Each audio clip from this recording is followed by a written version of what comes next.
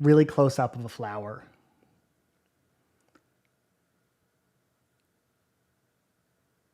All right, could I make it a little bit more red? I like the purple and yellow, but I just want that deep red in the orchid.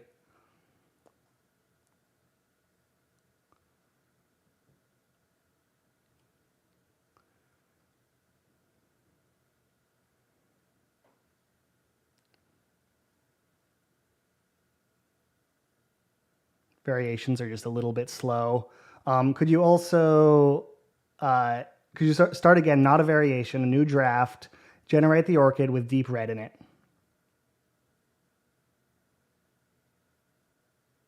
And zoom out a little bit so there's a bit more stem.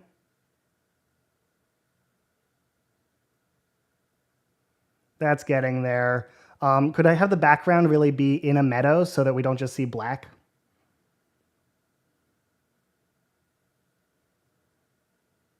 All right, no, I want someone holding it. I want the orchid to be picked and I want it in somebody's hands.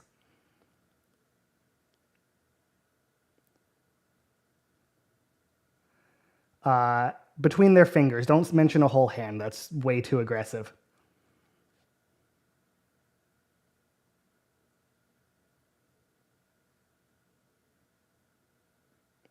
A little bit better. Make the orchid bigger.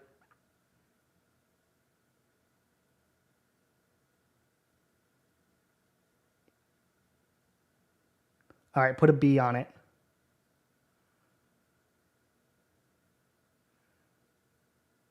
Yeah, that's pretty much the idea. All right. Hello, everyone. Welcome to the live stream.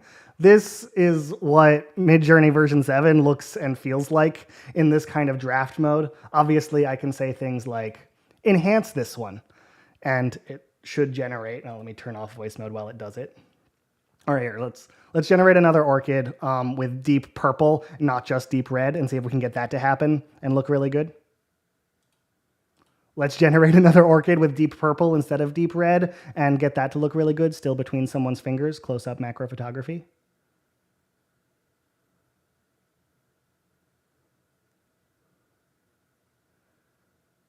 And enhance this one.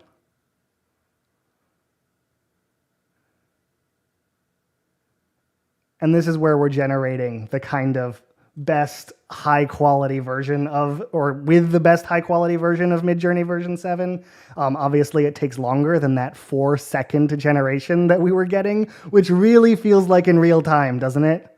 And so, yeah, this is turning out really, really cool. Obviously, to be able to work with Midjourney conversationally is so exciting to me, to be able to kind of like shift and mold an idea just by talking to it. I think really showcases some of the strengths of what Midjourney does best.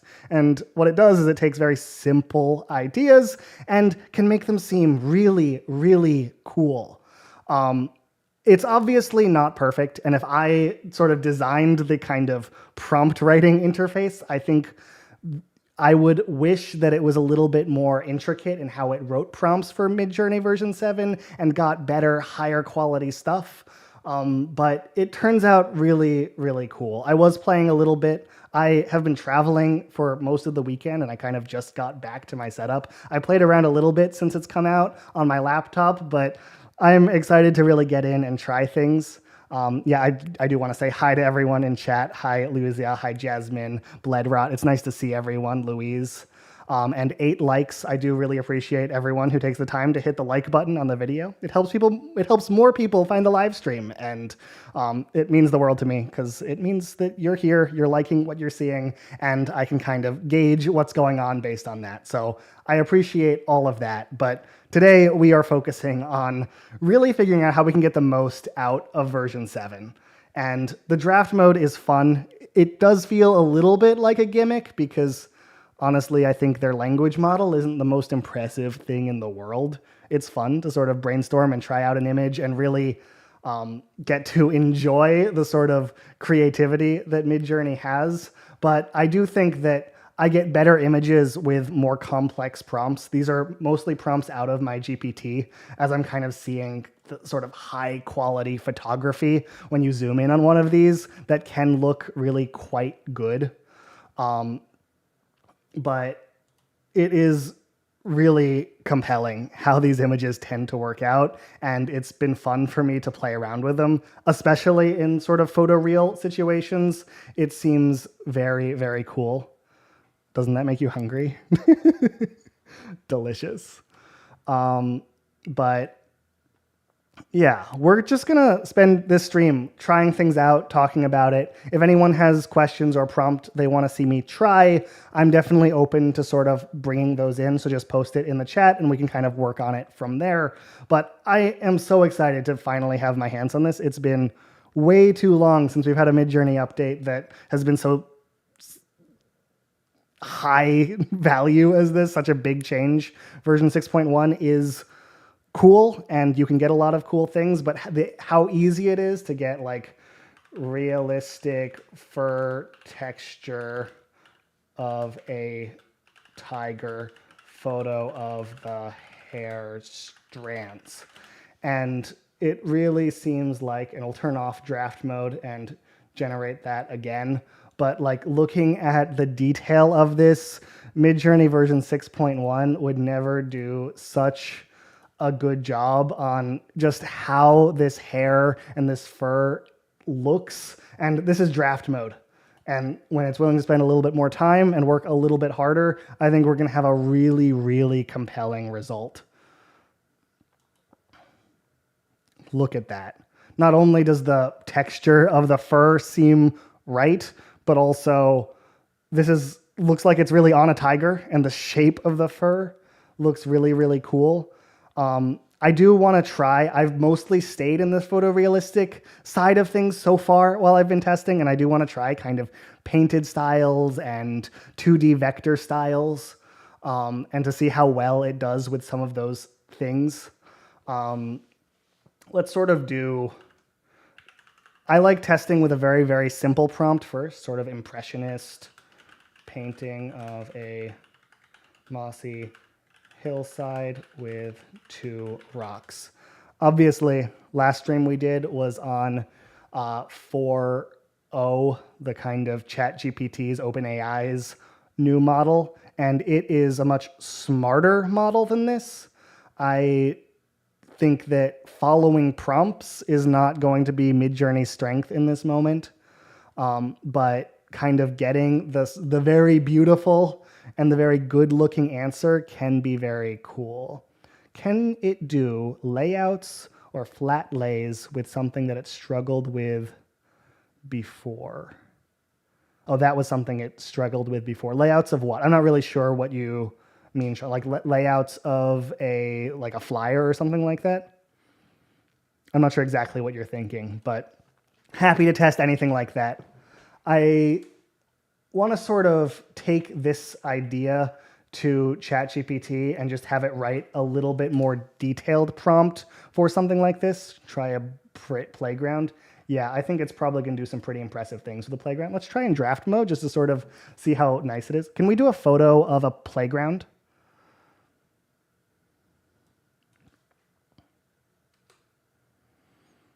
Can you set the seed to --seed 1234 and generate this again?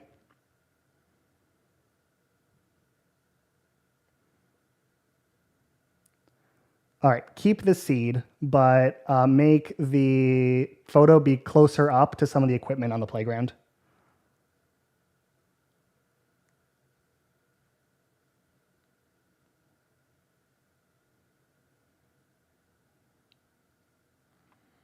All right, not quite so close up. I just want to see a slide and jungle gym.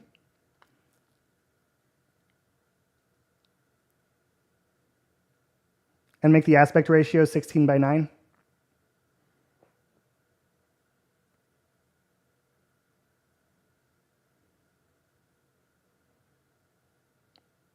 Cool, enhance this.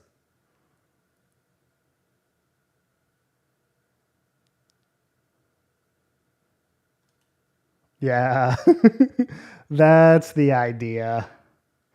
I do really like how fun it is just to kind of talk to it and create a cool thing. We'll see what this actually comes up with here, but just being able to go that fast and generate stuff really makes generating in Midjourney fun. And then once you have a prompt that you like to then generate them all and kind of work through it, it is not perfect. I think fences like this in this much detail, like every single line, it's not necessarily doing right. I don't blame it too much. It really has like, I don't know, it feels like 5 pixels to figure out exactly how all of this will work. And so getting that close up, that photorealistic, I think is challenging for it. I think we'll see the same thing in like a chain link fence or yeah, like looking at chainmail or anything like that. That's really, really, really nitty gritty details that are also far away. I think like close up on chainmail, close up photograph of chainmail. I think a close up on chainmail will do good, but maybe a knight wearing chainmail armor. Now a knight wearing chainmail armor will have a different effect. So it's just like, this is pretty good for what it is, and it figures out the linkage, which I think old Midjourney would never have done.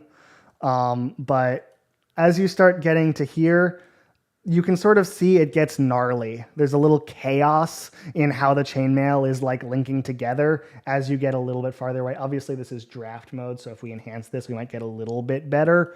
But I think these are sort of the how far into the detail. As far as what I've seen, again, I've seen more of this photorealistic stuff than kind of paintings. But so far, obviously, we'll be trying to test everything today.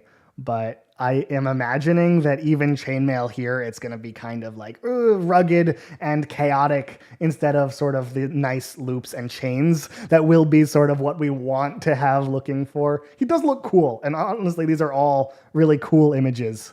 But I think that could be cool. Jasmine, if you prompt with German playground, it usually looks more friendly and with less fences. You always do German playgrounds in your prompting.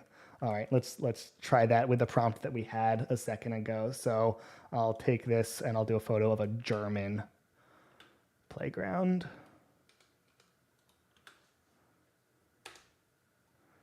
Yeah, the version 7 scaled up ones, right? So it, like this is to sort of sets in your composition a little bit and tries to kind of figure out what it is that you're about to generate. And then you go into the sort of enhanced mode that obviously takes longer to generate, but is really kind of worth the price of admission as far as how high quality it is compared to draft, which is just a little lamer. It's hard to explain what the difference is.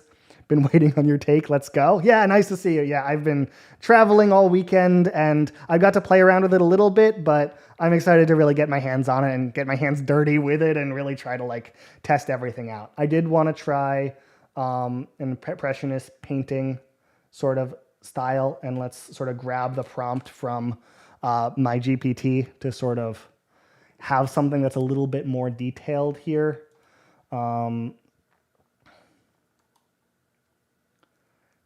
And I am impressed with how good the brush strokes are looking and feeling. Obviously, 2 large weathered rocks is not necessarily kind of the detail on exactly how it looks. Hey, Louis, nice to see you. I am liking it. Here, let's pop into this. Give me 4 more art styles and subject background pairs. And I'm going to say painting styles instead of art styles, just to have a few more prompts to work with and test with. Someone mentioned the like layouts of wedding details. So if we were like, and I'm just imagining what you're thinking, like the top down view of a maybe floor plan. Here, I'll do it in voice because I think it's fun. Draft mode on voice. Can we do the top-down view of like the floor plan of a wedding, the layout?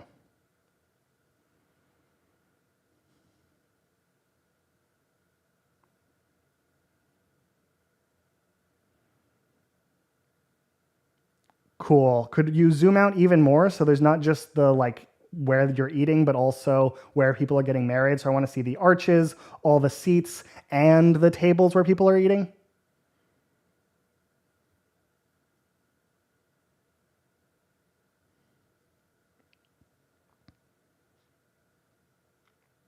Yeah, I really want a row of chairs too, not just the tables and chairs.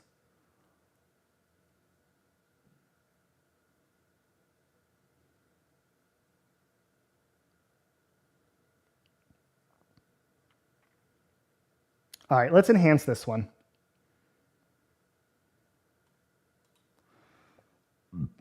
We'll see what it does with the kind of enhanced version. I do think this is better than what regular Midjourney might have done, but show a wedding invitation. Sure. Now can you do kind of a wedding invitation for someone named Mark and Clarissa getting married?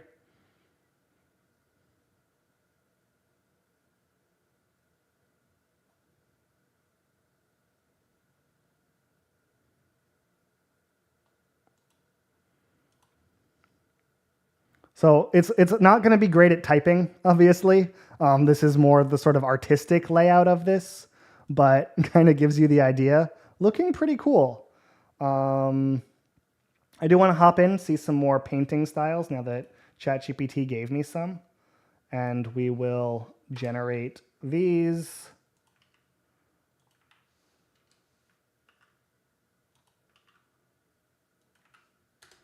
I'll scroll up so you can kind of watch these happen. Obviously, I didn't refine these prompts very much, but we're kind of going through and just sort of generating whatever we come up with. They're cool.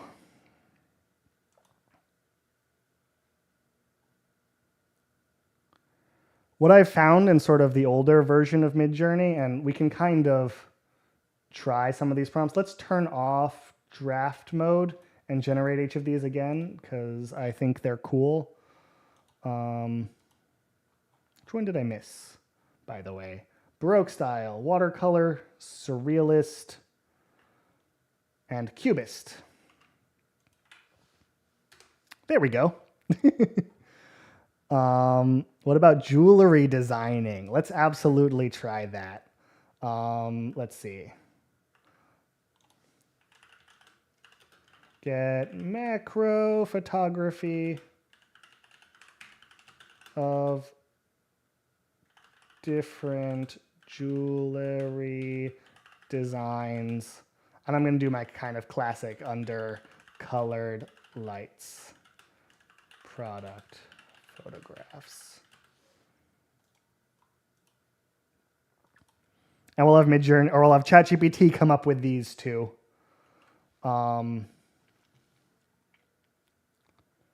So first off, between draft and sort of the full generations, I find the lighting is a lot more complete, right? So here, it seems like a base layer of paint is down and it sort of feels right, but as you kind of look closely at stuff, it feels, I don't know, less pristine, less ornate, whereas sort of the same prompt in the kind of full version 7, it just feels like the lighting is sharper and a little bit more clear, made by an amateur inexperienced. Do you think it can catch the nuance or too crazy of an idea? That's a sort of fun idea. Let's try that in voice, and then we'll see if ChatGPT can write one with that vibe too. But let's try our macro photography first because I am doing Greg's idea. Back to here. I just want to try a bunch. We have draft mode off, so these are just kind of regular old photographs.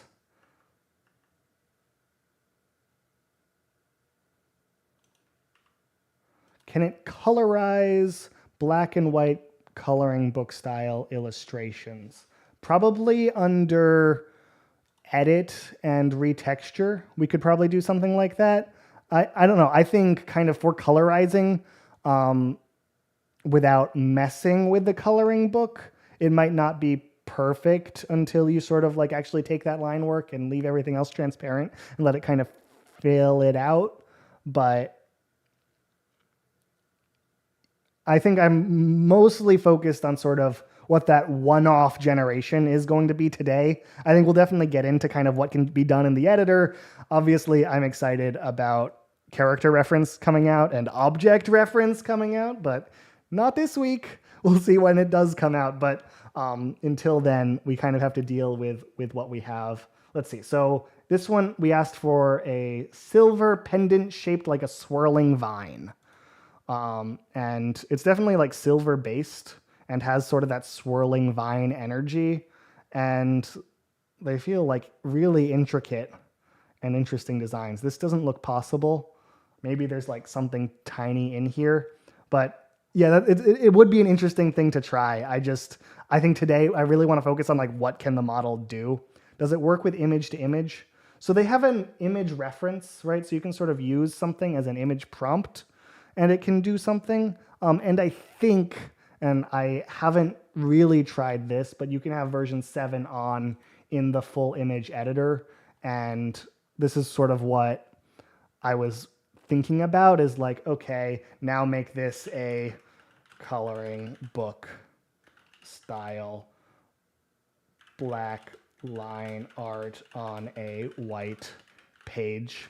And if this works, we can kind of go in the other direction, but not yet. So I think retexture is really the best way to kind of go in that direction, but not available for version 7 at this point. I imagine they'll link all these things together eventually, but who knows when. And then the other option for image to image, right, is kind of this sort of, let's see, dragging something into an image prompt, and it's less compelling here, right? So an image prompt of this coloring book of a ruby ring, for example. And this description plus this image prompt, it'll just get a little confused. And I imagine it'll like bring in the color from this image instead of actually making what this prompt would typically be, which is real black and white line art on a white, or black line art on a white page that actually feels a little bit more like a coloring book. So the image prompt doesn't really help that much from that image to image perspective if you are trying to like convert the style. And I think that's what retexture will solve when it comes out, but it's gonna be a little bit. So Jasmine wanted us to try what happens when you prompt for an artistic style, but it was made by an amateur rather than like an artist. So let's just try a few. Could you have like crayon art drawn by a 5-year-old?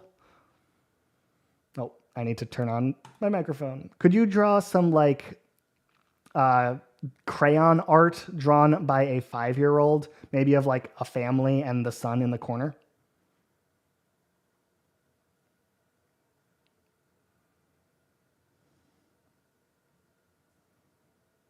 All right, less refined. I think this is too colored in. I just want like lines on a white page.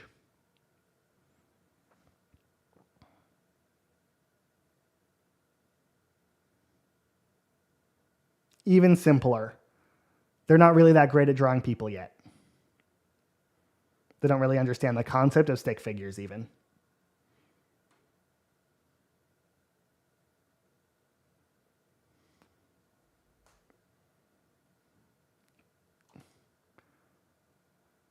I would say, yeah, it can pull this question off. Just getting more and more inexperienced. And I don't know, it's impressive how good it is at something like this. Let's do not quite so simplistic as crayon, but could you now, a little bit more high quality, but still an amateur artist, could you do like a high school painting of maybe like just sort of someone's backyard?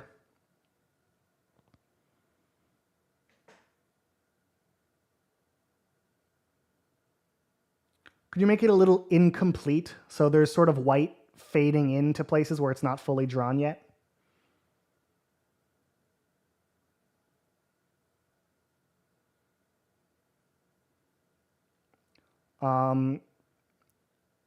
Could you make it so there's a shed, but the shed isn't colored yet at all?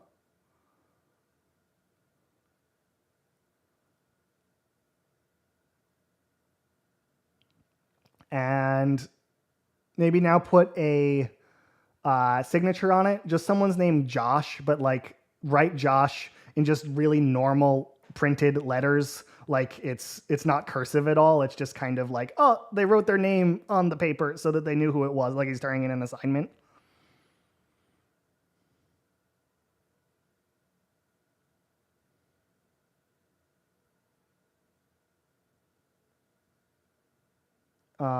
Make sure Josh is in double quotes and just say drawn in crayon rather than in normal printed letters. Though I did do it here. Josh, sort of, almost. There we go. What do we think about that? Not too shabby. Let's see. What did we last ask ChatGPT for? Jewelry. Let's see if we can come up with an amateur style painting.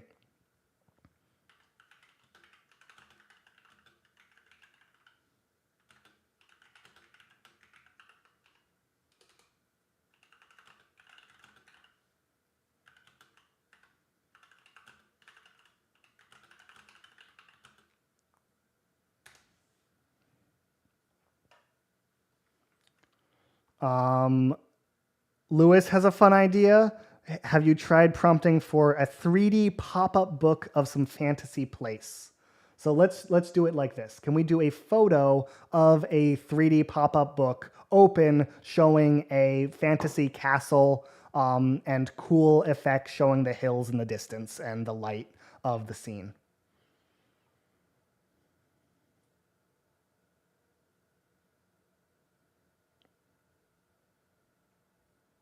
All right, can you make the pop-up book a little simpler? I want it to look like folded paper.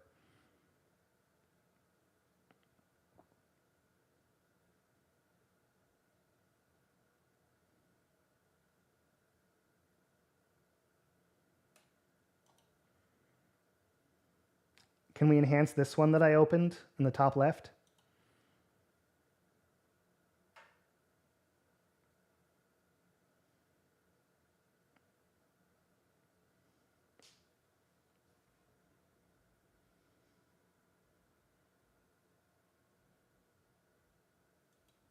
I think that's a pretty compelling answer for what Midjourney version 7 can do for a pop-up book. I think obviously we can keep prompting it and get like kind of cooler results. I would probably vary this and enhance the variation to get a little bit closer. But I think there are some cool answers, and I haven't seen results this good for something like this. And even if I took this to like 4.0, let's see, new.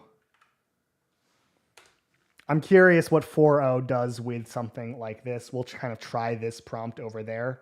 But while we kind of wait for that, Uncharted Worlds asks, can you test UFO saucer for me? I want to see how Midjourney version 7 renders it. So we're going to do, and I'll go back into draft mode.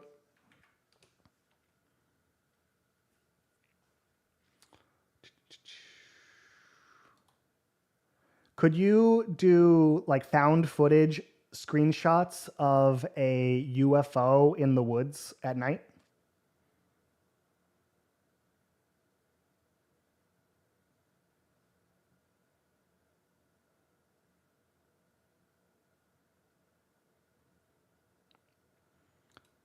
I still want the image to just be one screenshot. Make the aspect ratio 16:9 and show one image of the, oh, let me refresh. I got an error. Real-time API is not connected.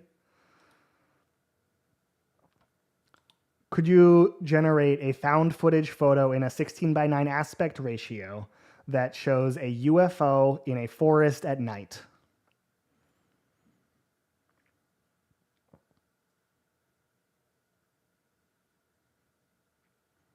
All right, could you show a sci-fi screenshot or a sci-fi image of the same kind of photograph, but it is really high quality and the UFO is in space? How about in space above Earth so we can see Earth in the image too?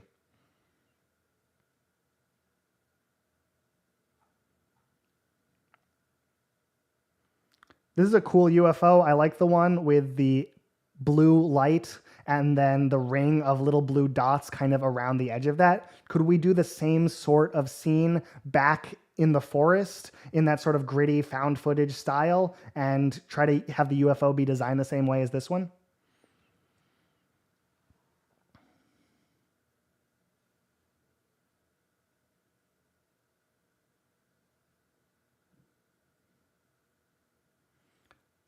Not exactly perfect, but I think a pretty cool result. I do like the answers. Let's see. King Zero had an interesting point. So he says that V7 is very hit or miss depending on the user. If you're a very advanced user who is good at it and has a very finely tuned personalization profile, then it'll be great for you. But I've seen a lot of normal users who are disappointed because they can't get good images with V7 as easily as they used to in version 6.1. And I think that's probably pretty true, right? It's like, if you aren't willing to kind of like talk to it and work through and get to a prompt that is actually high quality, it's not as easy to, like in version 6.1, let's sort of like try this out for a second. If you do something like nature photography in version 6.1, you're going to get, especially with a pretty reasonable profile setup, you're going to get a pretty cool image almost immediately with a very, very simple prompt. And if you take that off, and kind of go to version 7 in standard mode and have and you don't have a personalized profile, so you're like, oh right, personalize is off, and you just generate something like nature photography, the images are maybe pretty high quality, but they're not as like, I don't know, you don't get sort of the same amazement factor quite so easily as I felt like you used to with version 6.1. And this like takes a while and it's like, okay, yeah, you're kind of in a place, but it's like, that's just messy, right? This is just, why is this the photo, right? Why did we take it of this? Okay, it's cool to have a deer in it, but the deer looks kind of sloppy. Whereas back on 6.1, right, if you did nature photography, this, and kind of back on 6.1 of a deer in the woods, it is kind of painful, right? It's like, okay, it's like this does a really, really good job of nature photography of a deer in the woods for a very simple prompt. And it's like cool and impressive. And yeah, obviously I have my like personalized turned on, but compared to what version 7 just sort of threw at us for a deer in the woods, it feels like a kind of lame picture in comparison to like how awesome this is. But if you're willing to work on and describe your image well enough in version 7, and even you can use like an image prompt from version 6, and now you do nature photography deer in the woods, and I've rated about 500 images on version 7, which some people have done more, some people haven't really rated any yet. The results are not as compelling, but it helps to kind of do that 500 images. It helps to sort of describe your prompt well enough, whether it's in text or in an image prompt that you can kind of associate with what you're generating. But you can get cooler images this way. And was that deer wearing a nightgown? Where is this? Oh yeah, that's a little funny. I probably, in my personalized profile, have a lot of people or animals that have been anthropomorphized. So it's like willing to kind of make it feel a little bit more person-y, but that is kind of an odd result.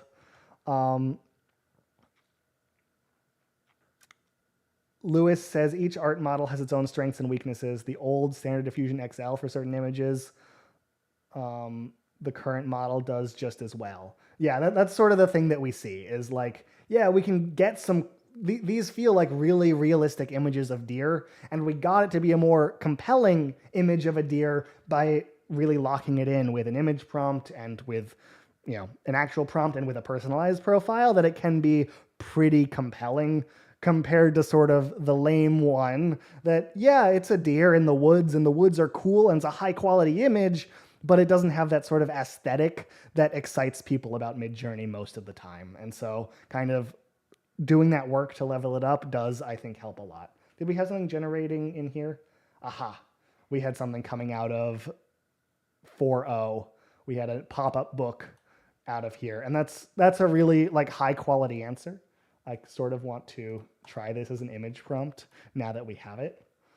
As an image prompt, and this text, see what we get out of this. Can you create a new non-existing color?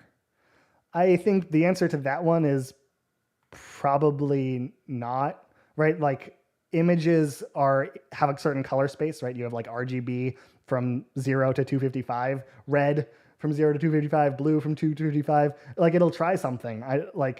But it won't be a unique color. It'll just be purple or something. And I'm not sure it like solves the problem. But yeah, using that as an image prompt to create a cool fold-out book, I think is impressive. Deer in woods in the deer double exposure style. All right, let's do exactly that. Woods in the deer double exposure style. And if this doesn't do, like I can imagine the scene that you're asking for. If it doesn't do it, we'll go into draft mode and talk to it about what we want, because I think we can do better. Woods in the deer. It's pulling it off.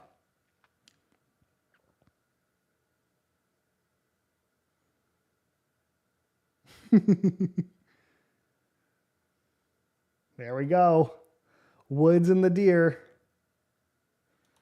I do still want to talk to it. Can we do woods in the deer double exposure style on a starry background rather than a white one?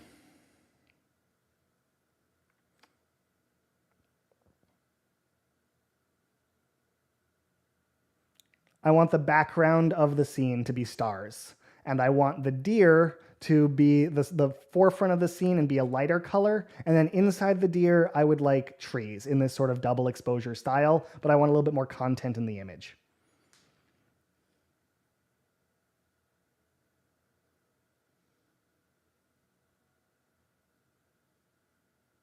Could it be day inside the deer? So it's night in the background, but the deer is walking and it's like sunrise inside the deer in the woods?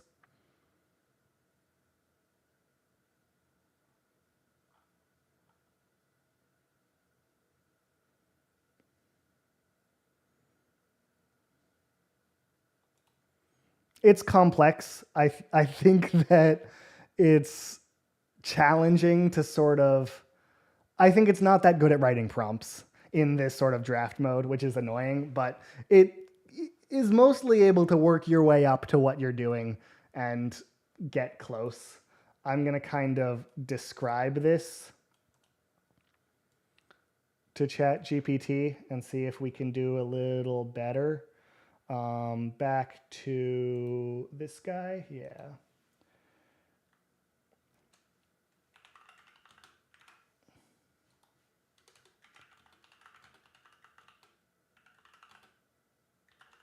Yeah, I did get a good answer eventually, but it seemed like I got a little, or it felt like I got a little lucky with the result. By the way, we are up to 19 likes on the live stream. I appreciate every single one of you who have hit that like button so far. It's so cool that you guys are here and enjoying it. And every single time you hit that like button, it helps more people find the live stream, more people enjoy this, and we get to kind of experience version 7 together, and that's so fun.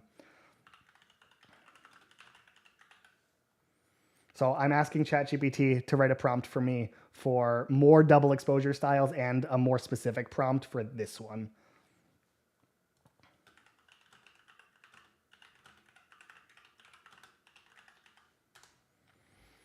And see what we come up with. But yeah. So we'll see if my GPT, and it's not really optimized for V7 yet, but we can kind of get there with sort of another one here. See if my GPT is better at writing this more complex prompt. We'll kind of do it in a I want to be on standard, and I want to bring out, like you said, Lewis, the landscape aspect ratio to sort of get the best result. But this seems like already seems like it's sort of doing what I asked more specifically, though it might not be as cool looking in my opinion. But we'll kind of see what comes out of it. And let's generate a few more of these double exposures. Could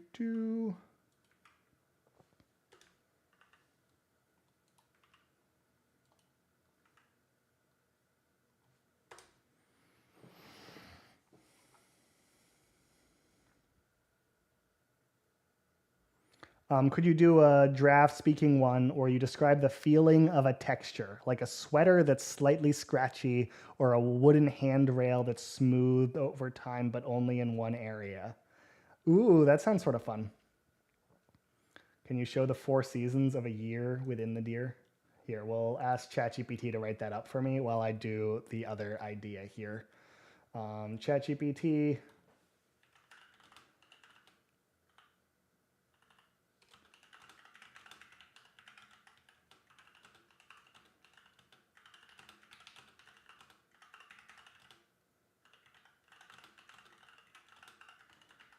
So what I'm asking is, can you do the same animals, but try to show all 4 seasons inside of the double exposure? And we'll generate, or we'll get some prompts for that, and then we'll see if we can kind of talk about texture and see how well it pulls that off. So let's do, draft mode. Can we get a close-up photo of a handrail? But I want the handrail to be like really rough textured, so you can kind of see that it used to be really well varnished, but now it's kind of start to come off and it's starting to be rough wood as people have like slid their hand over it for years and years.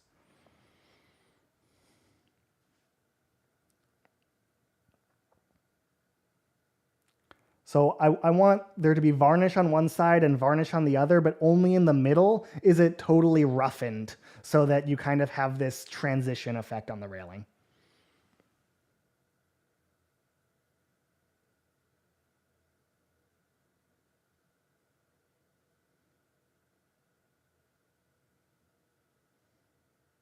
Now back out a little bit and put this railing on a staircase, like a real actual staircase that we can look at.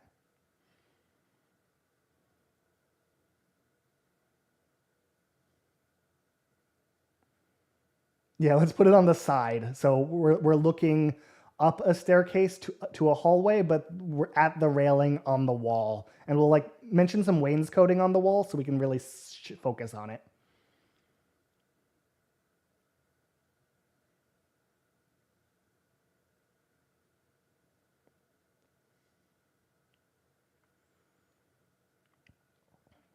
Try to describe the texture in a little bit more detail based on what we've talked about. I really want that varnish and raw wood to come across.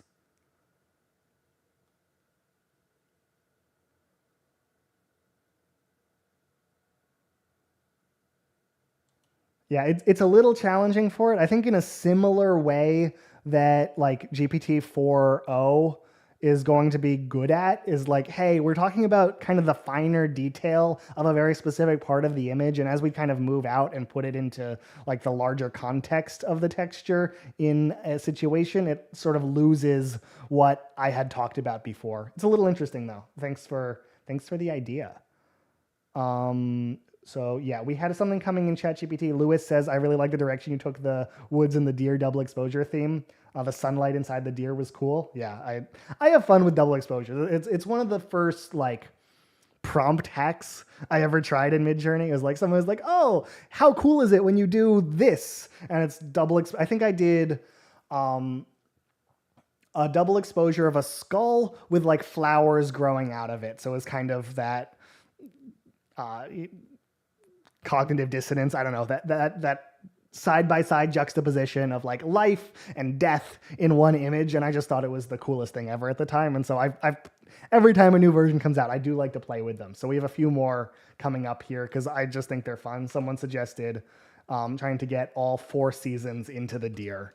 And I want to see how well that comes out. I want to turn off draft mode because I think it's hard, but let's lock in a 16:9 aspect ratio. It wrote prompts for me in this 4:5, but I think we'll have a little bit more room here. And it's not really breaking it down. So I might sort of see if I can write the prompt in a way that does work for it. So far in this stream, I don't think I've written a single prompt. I've either just told ChatGPT what I wanted or done it. But I think this is a cool enough idea that it'd be fun to really get all 4 seasons.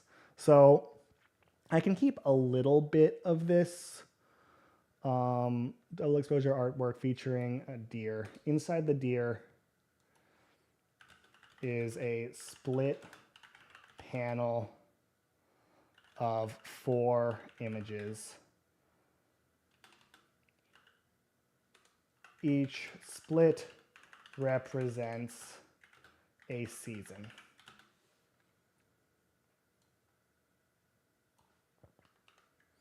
I think spring blossoms in pastel pinks next to summer's lush this, autumn's this, and winter is the smooth transitions. I'm gonna have harsh lines because I think that's what's gonna pull it off. And harsh lines between each season.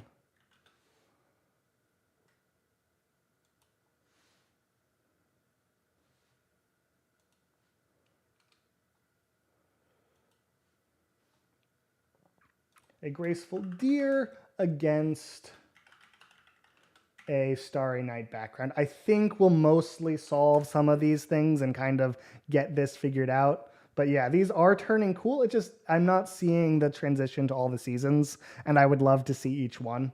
I do, if it doesn't do this, I think it's cool enough that I kind of want to take it into, where were we?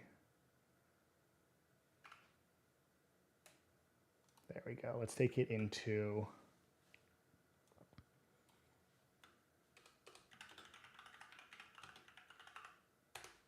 into 4.0, which I think can get down into the grittiness of those details better than Midjourney can. But yeah, I'm not sure it's solved here, but I think it's looking cool. It does feel very painted, which we were okay with kind of a digital art style, but it's come out interestingly. Lewis added a little bit. With Dolly, I experimented with good results on the theme of various animals, like an elephant in the texture of wispy clouds. Haven't tried it in Midjourney yet. Yeah, that was one thing that version 6.1 was not good at, was using clouds as sort of the basis of something. I think it's a little challenging for prompts because it's hard to like draw something with clouds and decide whether to make it more cloudy or more thingy, and it often turns out weird. Let's play into draft mode and see if we can come up with some cloud images. Let's do a photo of a cloud that happens to be the shape of a poodle in the sky.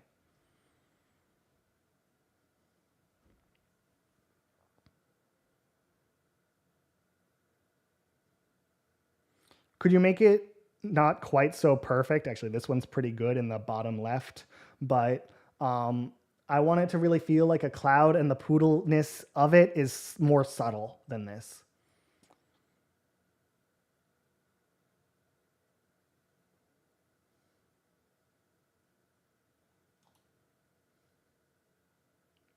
That's a pretty good answer. Could we do this with a lion?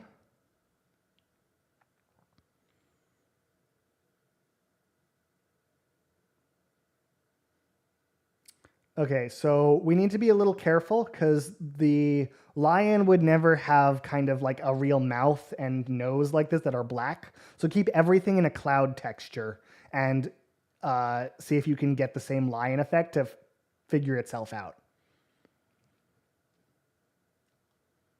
Pretty decent. Yeah, Lewis. It like the poodle it was able to kind of work its way onto.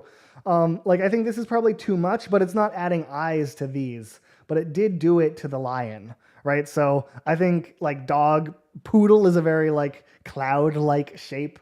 But as you start to get to something more complex, it seems challenging. And it starts to like render it like a 3D objects. Could we try this? Could we try the same thing with like an elephant? I think the lion is too hard for it.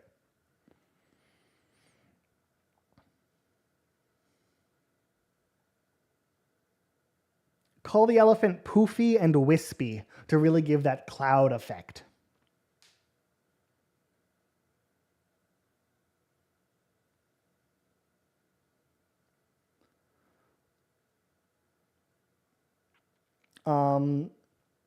And instead of using the word elephant, use elephant dash like in replacement. So it's an elephant like cloud rather than an actual elephant in the sky, because I think it's taking too many elephant features and putting them into the image.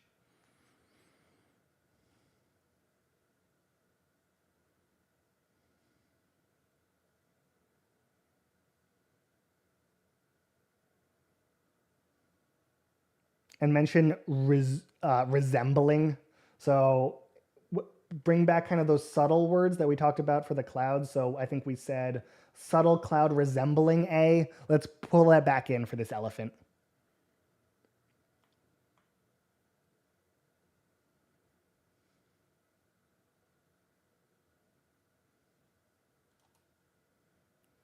I think that's our winner right here. It's an answer. It is a hard concept, and I don't think it really has exactly how to write these prompts figured out, and you really need to fight with it to get kind of the answer to this sort of thing. So what did it come up with that worked?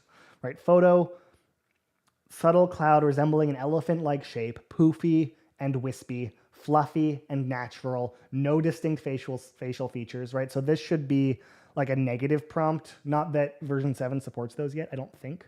Right, so saying no has problems. I think it's better just to leave that out.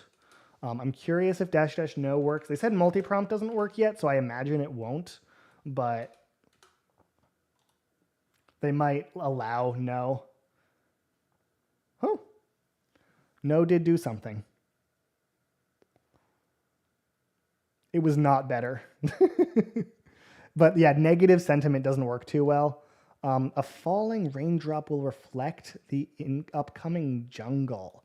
Ooh, I like that. I think reflections and like sort of distortion based on the shape of water sounds like a really cool thing. And I think image models have tended to impress me with things like that. So I bet Midjourney's version 7 will do a cool thing. So let's do some more in draft mode just to talk to it. A close-up photo of a raindrop as it's falling, reflecting the jungle it's about to fall onto.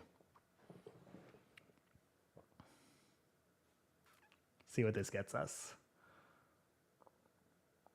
I like that, but it's coming off of a branch, and I really want the raindrop falling from the sky. So could you describe it as hovering in midair instead of falling? Rivals Daily asked, do you know when CREF is going to be live in version 7? That I don't know exactly. What we do know is kind of what they've said here is that we are working on it, and we are trying to drop new features every week or two for the next 60 days. So in theory, they're like, yeah, within the next 60 days, our favorite new feature, V7, object, and character reference are coming, but until then, we don't really know. I'm going to be so hype when it drops because it's exciting to me, but yeah, it's a challenging one. Let's see, where was I with this? Could you make it so the raindrop is a little higher in the sky so you don't actually see the jungle? You only see it in the reflection of that raindrop. And the background is just like gray clouds.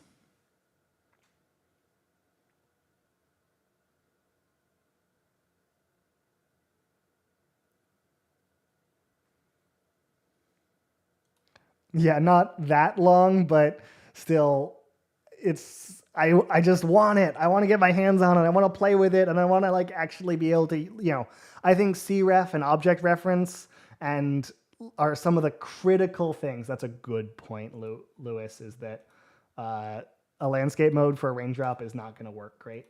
So let's try this. Turn this off, and hopefully we'll do a little bit better with the prompt they're writing. But yeah, it's a challenging one. It's like it's making the raindrop fall from something, kind of high in the sky, reflecting the jungle. Could you please mention that the raindrop is hovering in midair in front of gray clouds in the background, so that its reflection, so that it's reflecting within the raindrop a jungle far below?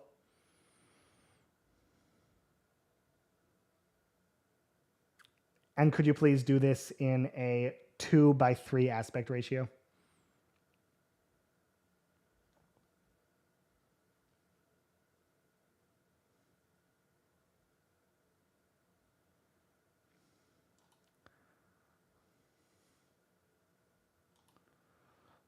We're getting to the point where it's somewhat solvable, but I don't really think it's pulling this off yet.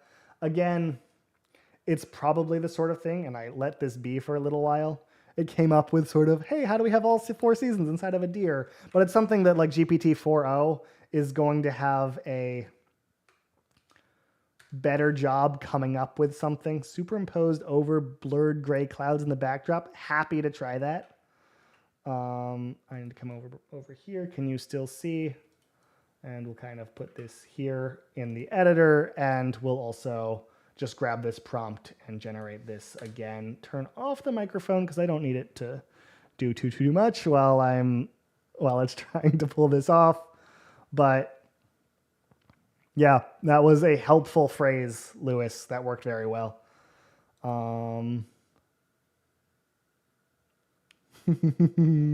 That's a cool one.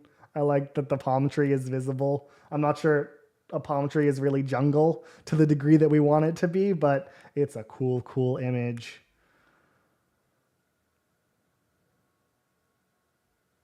Let's see. We had a few other ideas that I wanted to play around with. Let's sort of do kind of those classic 2D vector arts. I haven't really played too much with those, and I want to see how well it does at kind of getting that 2D vector art style into a scene. So let's do a character. We haven't actually done many characters at all. We've done sort of animals and places and like interesting objects, which has been very fun. But I do think that like it'd be cool to like get some people in the world. So can we start creating 2D vector art and do it in a scene of like school children in school, like sitting at desks looking up at a blackboard?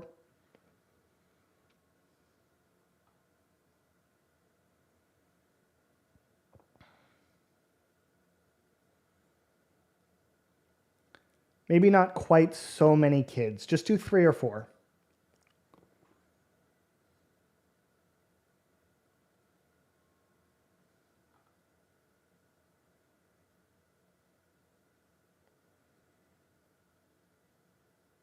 Could you describe the 3 kids individually? So maybe have one of them be a boy of Indian descent, have another one be a girl with blonde hair, and have the third one be another girl, this time with red hair.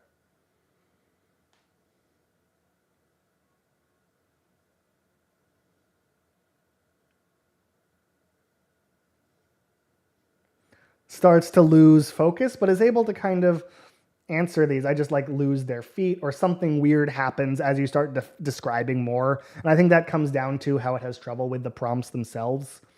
Could you enhance this one and see if it does a better job on enhanced?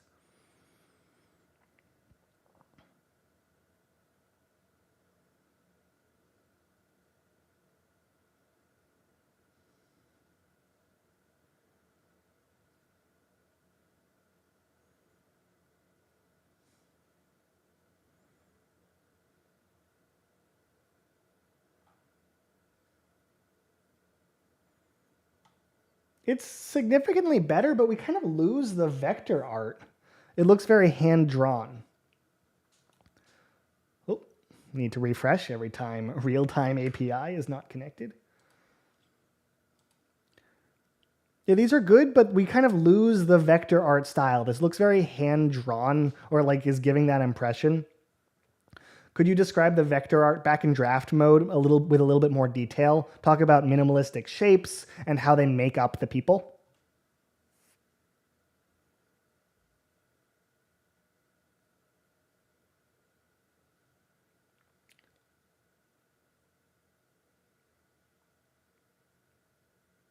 Did you hear me?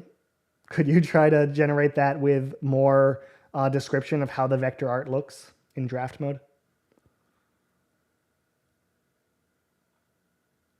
Midjourney has stopped responding. Conversation updated as a listener. Can't handle it. I did leave it on a little too long, but I didn't think it would have too much trouble. Rivals Daily says, it's nice that you can ask for many prompts at the same time with a draft, different angles, etc., and just launch 2 or 3 prompts at the same time. That is cool. I wonder if it'll do that for me now that it's crashed. Okay. Could you generate a vector art of a teacher pointing at a blackboard in a classroom, and then also another one of a kid looking at that same blackboard in the same classroom? 2 different vector arts.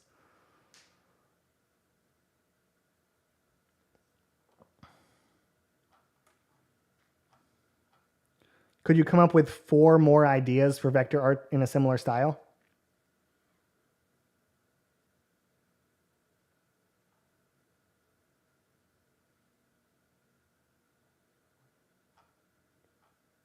That I haven't tried before, and it did not seem to do it. Could you generate an image of an apple on a table in a classroom in the same vector art style? And now one of a calculator, and then one of a ruler, and then one of a pair of scissors?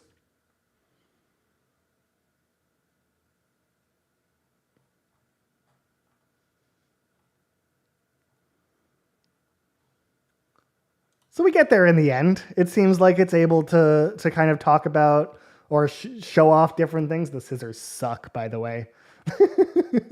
I feel like I've seen it do scissors better than this, but this is really incompatible. I'm going to click enhance to see if version 7 proper solves this problem. But some cool results.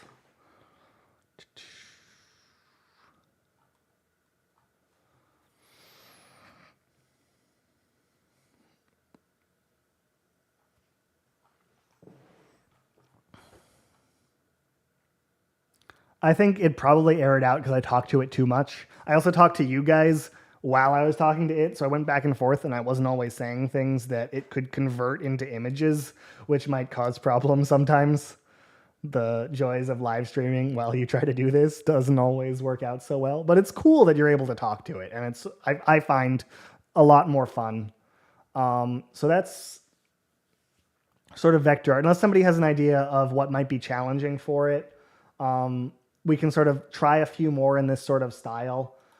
Could you do a, by the way, the scissors do look a lot better on version 7. These sucked so bad, and this turned out so much higher quality. I am glad to see that they're able to kind of solve these problems when they actually generate the final result and spend a little bit more GPU time on it.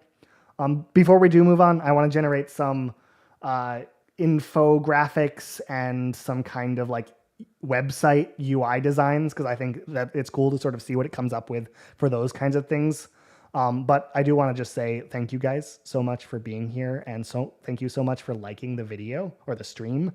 We have 36 likes at this point, and it means the world to me, and it helps more people find the stream, helps more people be here and enjoy version 7 with us. And yeah, I appreciate every single one of you who have liked it so far, and it's so cool to have you guys here watching and hanging out with me as we do this and generate art.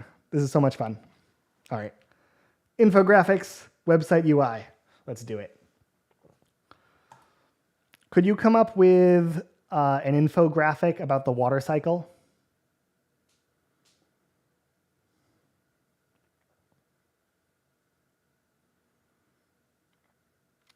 All right. Could you make the infographic a little simpler with just 1 or 2 arrows pointing? in different places?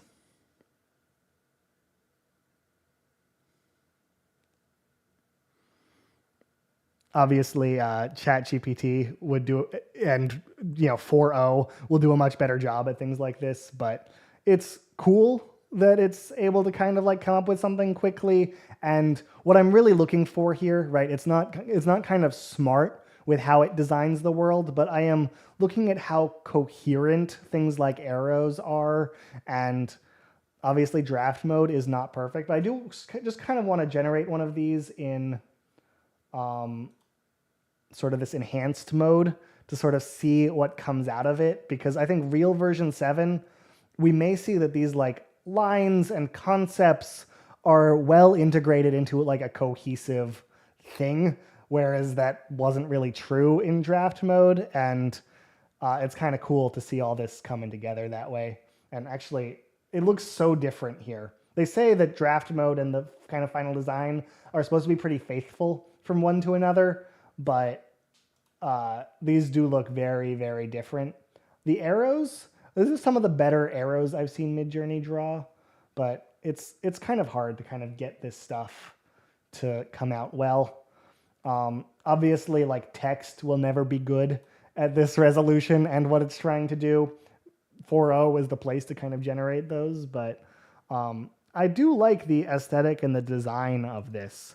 I do wonder what happens if I take this to here. Here's the close-up raindrop hovering. It's kind of neat. But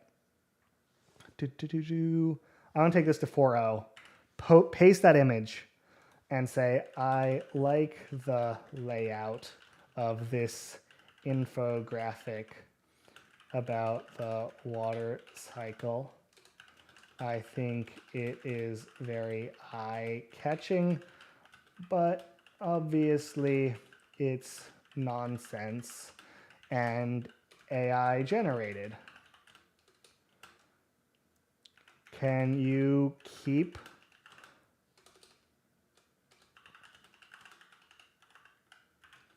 style but make it actually make sense?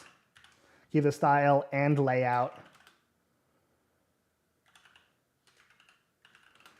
and colors and sort of piece all of this stuff together. And I'm just curious what it comes up with for that. And we'll sort of do the same thing with a UI design. Again, this is not going to be the strengths.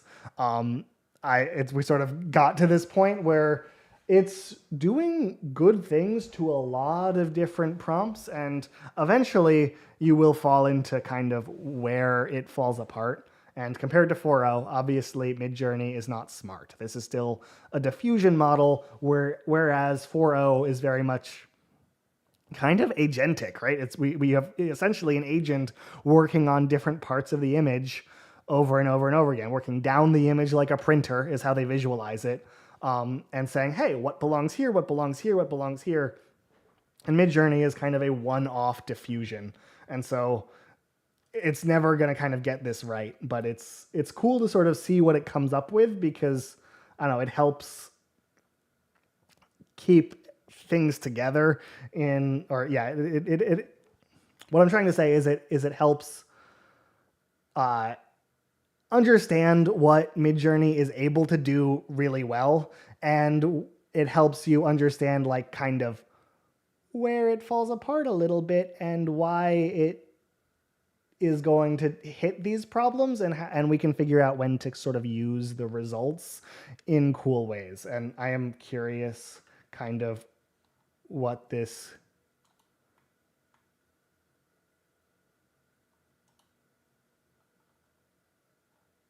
it didn't generate an image.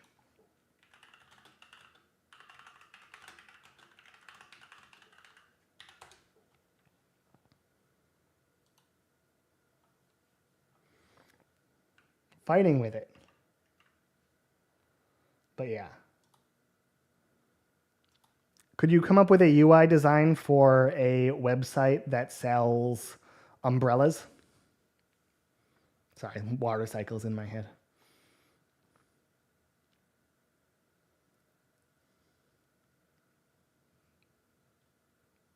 Wait, water cycle helmet. Whoops. I'm going to enhance this again. I just wanted it to write a prompt for me, but because I just don't think this is a good representation of kind of what we get out of it. But as far as assets within this, it seems like a really good, nice way to show off I want these to kind of finish generating.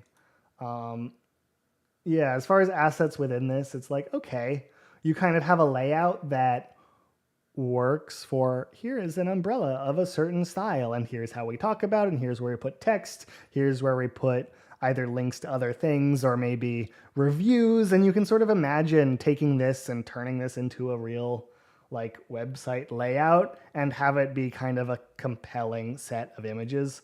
They're obviously, again, a little nonsense, but it's cool to sort of see what it's comes up with. I do want to sort of take a look at this, and we sort of started here, and it's now kind of turned it into a real infographic that really means something, and I think that's fun. We kind of got the brown and yellow and that sort of circular vibe to kind of be as eye-catching as I wanted, but also we have real arrows and real words pointing to real things, and it's cool that we could sort of start from that Midjourney draft mode and just talk to it and get a result that we can actually like maybe use if you ended up liking it well enough. And then, obviously final work may have to be in sort of, I'm in, PowerPoint and actually building this out, but I can kind of have this as a starting point or something cool to work with. And I don't know, I think it's cool. And these are the same sort of problems you're going to get with website, and you could probably take them to something like 4.0 or build it yourself. But it's cool that you can kind of imagine where things would go and let Midjourney kind of go quick and say, come up with a website that looks nice and have that sort of eye-catching design that you can use. And yeah, it's a cool result.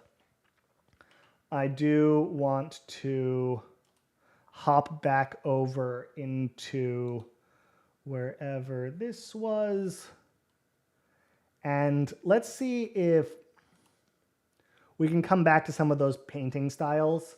I want creative oil painting portraits that are also silly. Animals in costumes.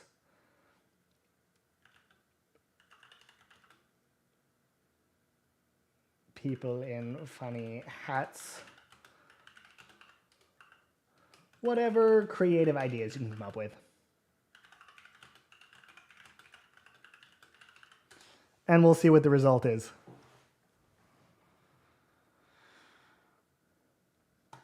Raccoon in a Victoria era suit. I love it.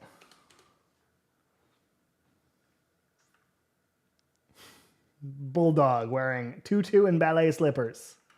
I love it again. Let's turn off draft mode for these next two. Oil painting of a man wearing a fruit hat with bananas, pineapples, grapes, and oranges stacked on top of each other.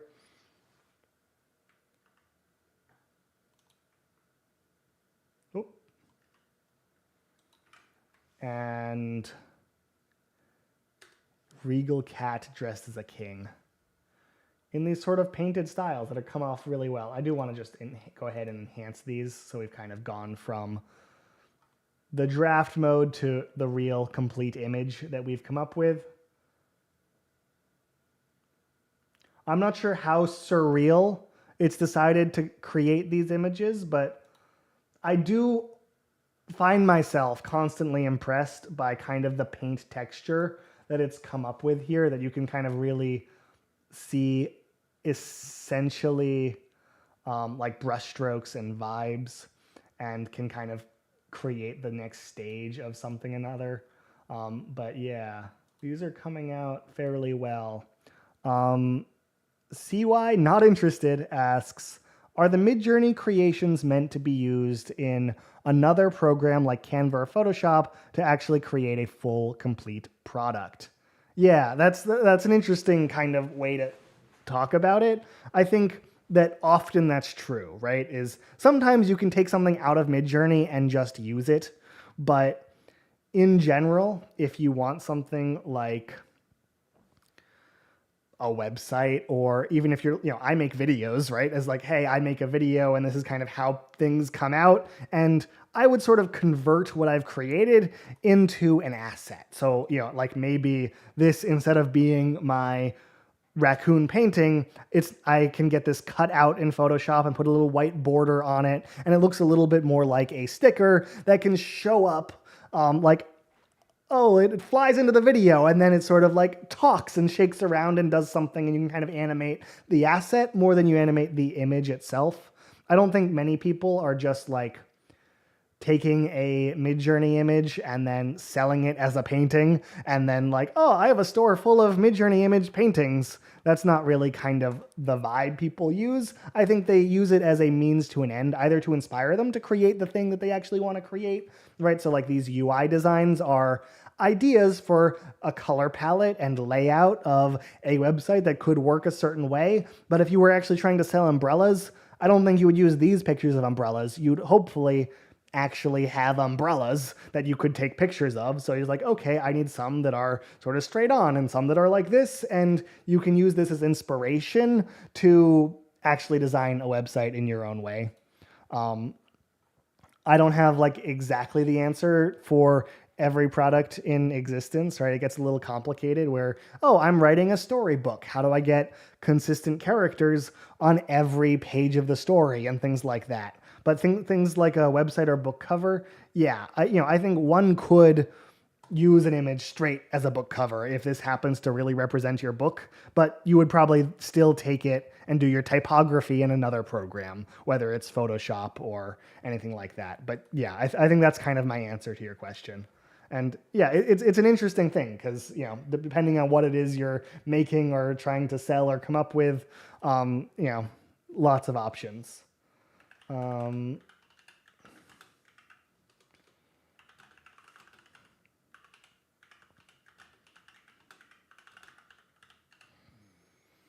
just telling ChatGPT to just come up with some more styles and portraits that are silly because I have fun with these kinds of generations. But yeah, this raccoon, a few of these turned out really good.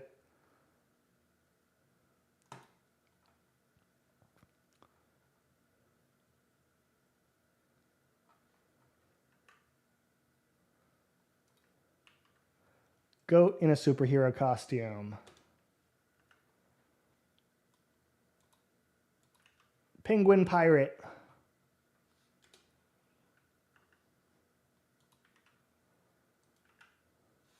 Giraffe wearing a chef's hat and an apron.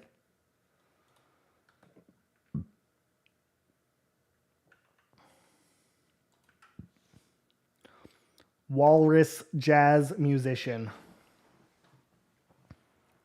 And I sort of asked it to come up with some new color palettes and styles for my oil painting, and it's doing a pretty good job. The penguin pirate is pretty good. Imagine if Club Penguin came out today, and these were the sort of penguins you got to play with. Incredible.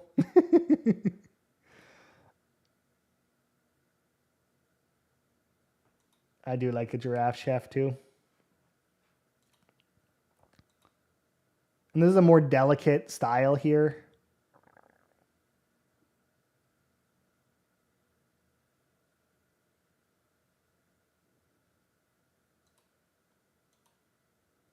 These are turning out really, really well. I feel like walrus should have tusks. There you go. You've got the tusk, but you've got the sort of like mustaches that walruses should have. You mentioned animation. How could you animate your guy with the fruit cup on his head or the fruit on his head to dance? Probably a few different ways. There are video models that can help kind of make that happen. And then also you can sort of do things more traditionally too. You can kind of cut out the fruit, you can cut out his face, and you can kind of piece things together and kind of throw them into an animation software. I find that video models can get you somewhat far, but the longer your project is or the more delicate your project is, the harder it can be. And so if you kind of use it to generate the assets you need to kind of create that animation, you know, literally in Premiere, I could take this whole thing and go woo, doo, doo, doo, doo, doo, doo, and it's now moving around. But if you sort of like cut out his face or even like cut out his eyes and sort of go up and down with them, scale them, and you now have like things you can use to animate and move around. But it's hard to sort of turn these things into assets, and it should be trivial, right? It's like, oh, you can just in a few sentences type whatever you want, but it gets complex as you start having kind of those larger projects.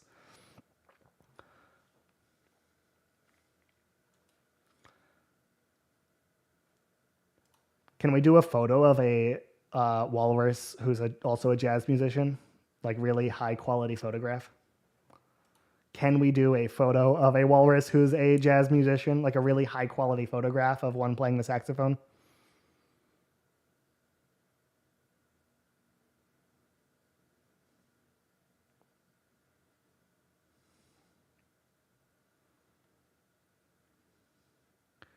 Could you have it be on a beach at night?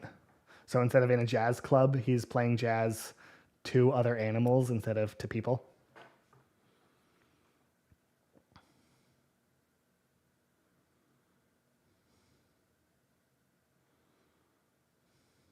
Yeah, let's enhance this one. See how I asked, so animation isn't really done in Midjourney, it's done elsewhere. Yeah, that's absolutely right. Is at this point, Midjourney doesn't have any features to animate them in this space. You would take it out and bring it to another program. Eventually, they say a video model is coming, and that's very exciting. But we'll have to see how effective that is. But in theory, I think you will be starting with Midjourney generations and essentially saying, animate, do this, and it'll hopefully start to do the thing. And that's pretty cool and coming up. So that'll be very fun.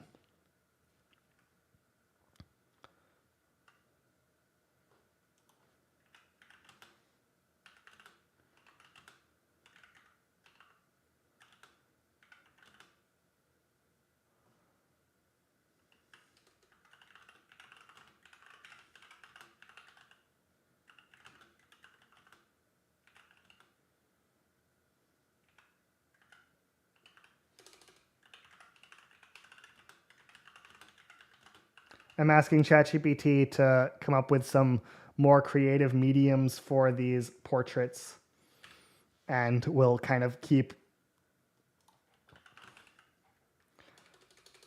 generating some more and see if we can see some new styles that Midjourney is able to do.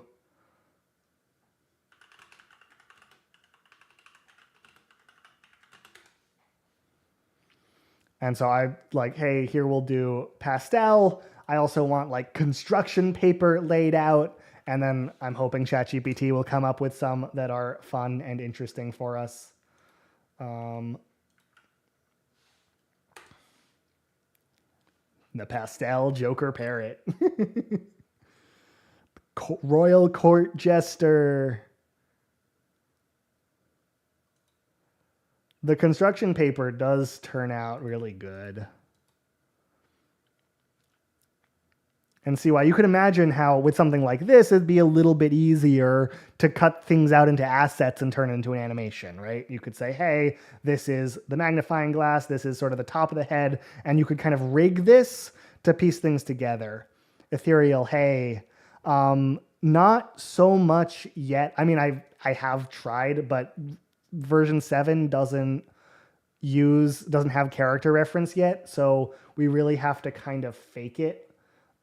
Here, let me turn off draft mode and let's go find elf princess. So we really have to fake it with like image prompts instead of character references. And image prompts at this point aren't like they don't help that much for consistent characters because they really pull in color and kind of this framing. And so you could kind of like, I could go say, hey, I have maybe a bunch of images of the same character that I've created, and I could kind of use them as like image prompts, and they are really in scenes, so it could be somewhat compelling, but CREF is designed to like carry character information, and they say it is coming, but it's not here yet. So we have hopefully in the next 60, or they're like definitely in the next 60 days in theory, and they want to drop new features every week or two for the next 60 days. So there's going to be a whole bunch of things coming out along with version 7 that help kind of establish sort of these character consistency things. I think image prompts is not enough, and I was just going to demonstrate that quickly.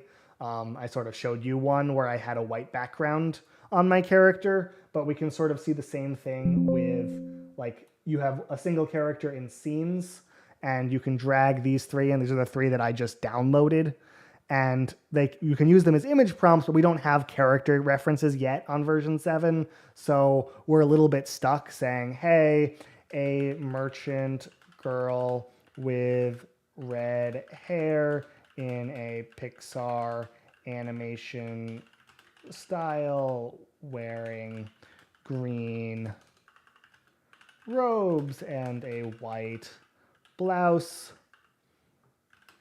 and a leather belt. And kind of piece these things together.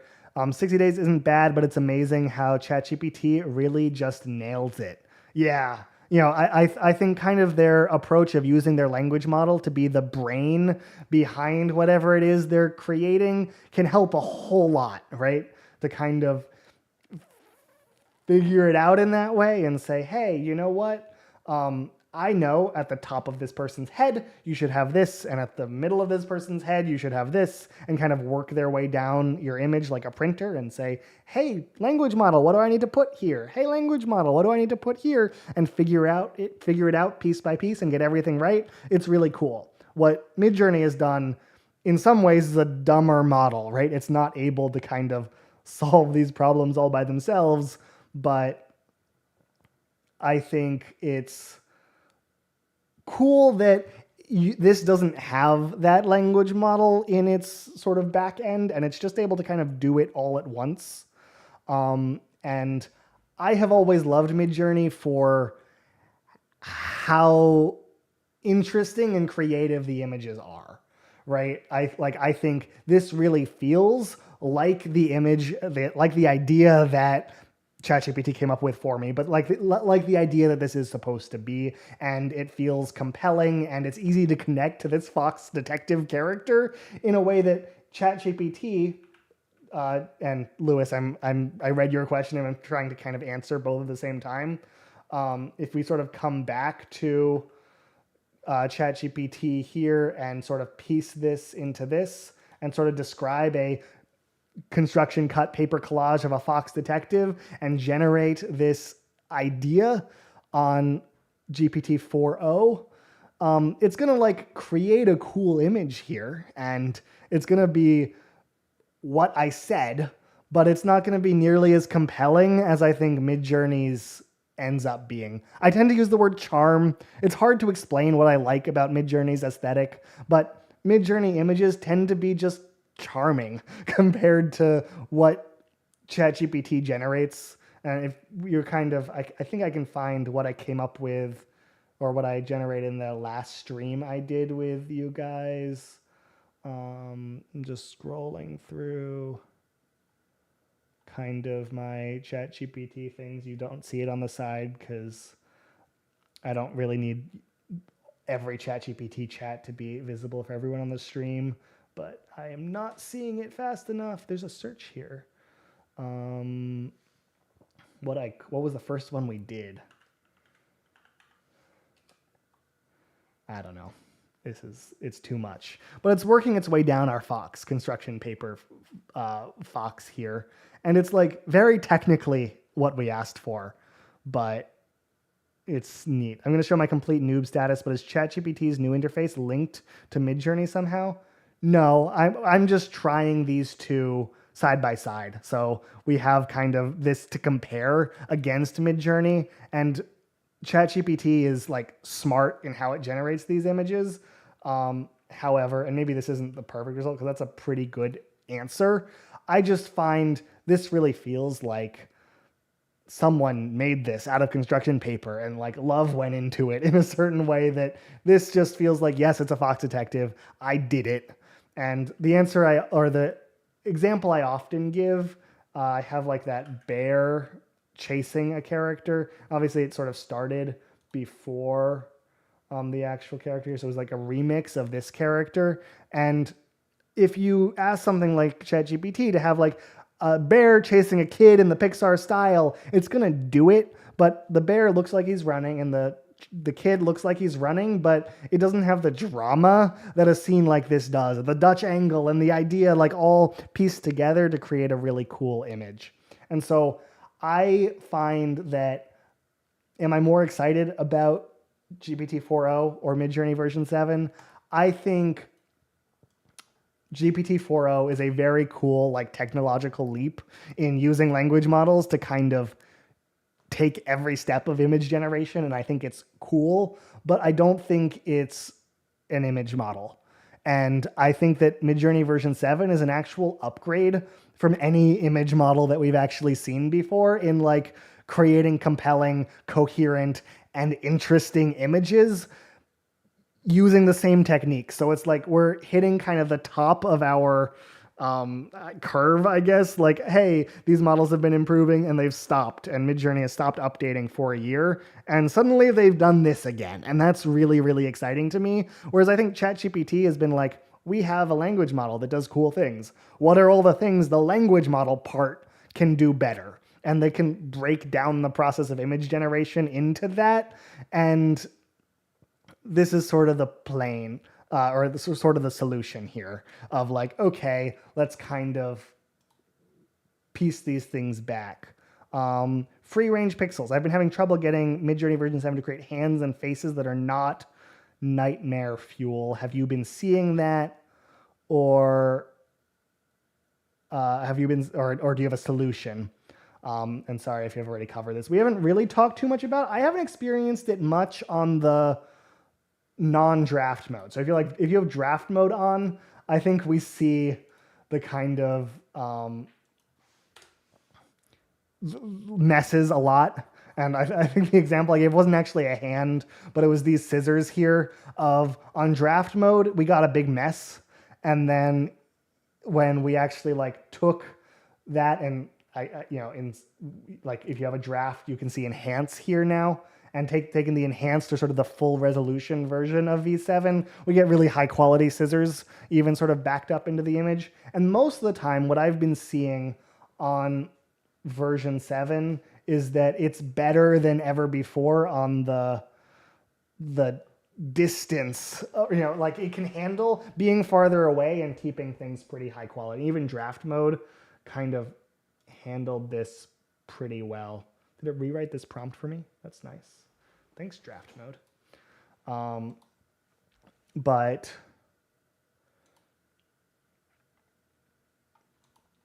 that's kind of the result that I'm seeing, is that with draft mode off, I can pretty much get a high quality answer here. I do have a little bit of personalization. That's another thing that we talked about, is that it's nice to kind of go through and do a certain amount of ranking, because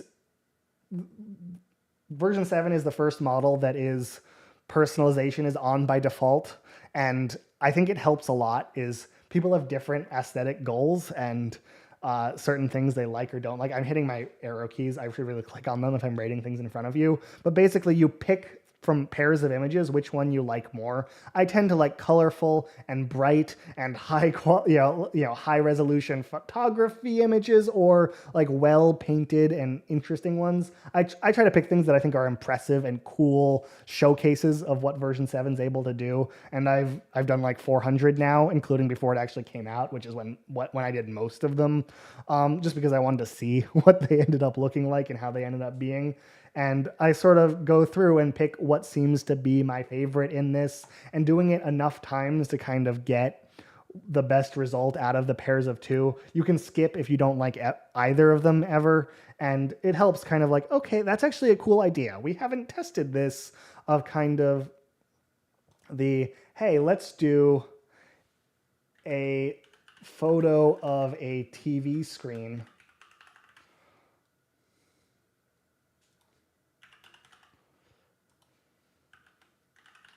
showing an actor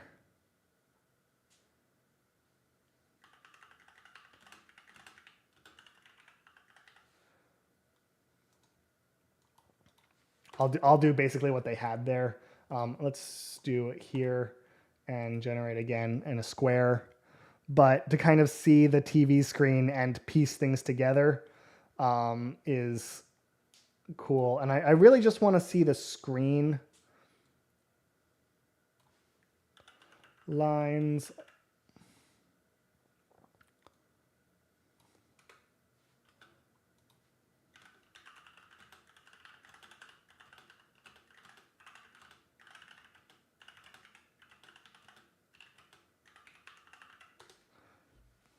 Photo of an actor dressed as a princess through lines like it's being shown on an old TV screen.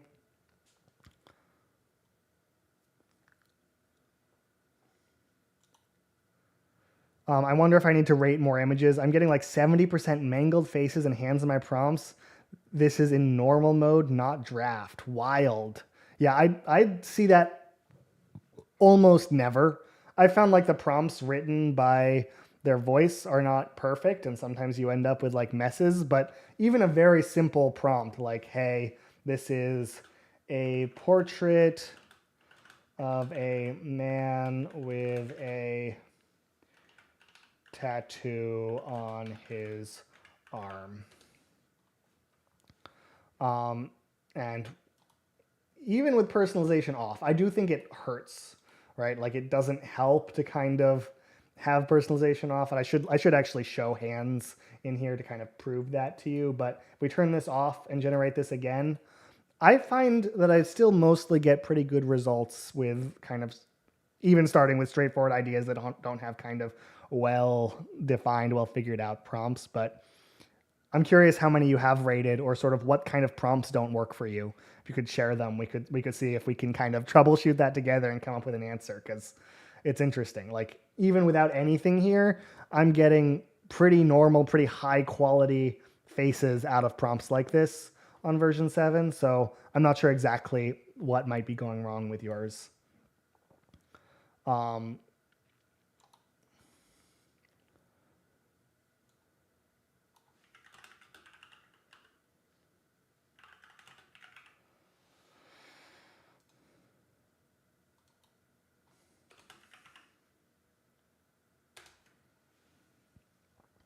But I'm seeing cool results. I like the TV screen vibe. I sort of wish it didn't actually show the TV screen, and I kind of want to figure out what that's normally called. I guess I could come back to personalize V7. Well, could have gone and found the prompt, but it's not there anymore.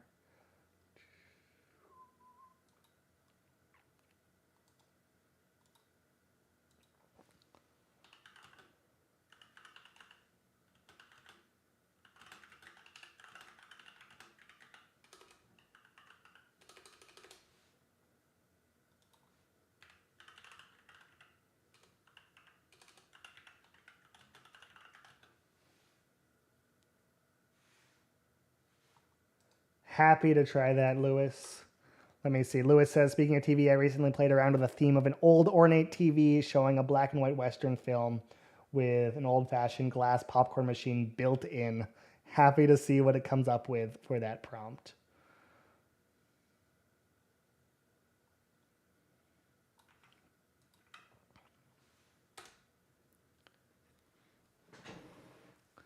Comes up with a different style here when we kind of have him showing up through this. It's a different style because I have my personalization turned off too. Let's turn that back on because I tend to like my results better when I have it on. It's, having rated 500 images, sort of choosing for colorful, impressive results, I think does absolutely help a lot for V7. and it kind of is what it is. But I wanted to try this again, and I may do a photo of an old, and I might do a modern photo of this to kind of get color back into the scene, because I wanted to be showing the black and white.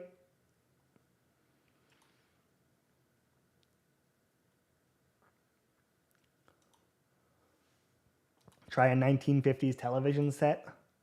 Sure.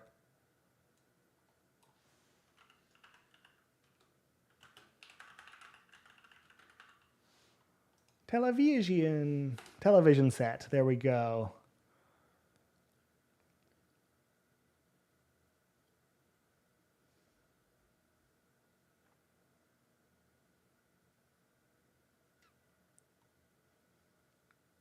That's kind of the vibe.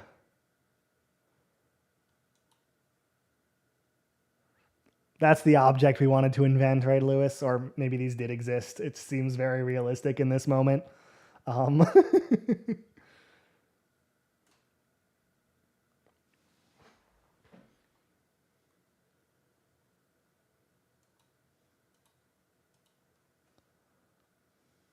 going to make it a little fancier.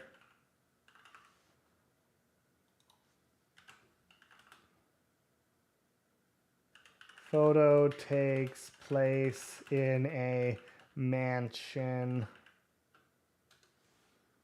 Scan lines or interlacing might get us better results than on a TV screen. Thank you. I appreciate that, free range. I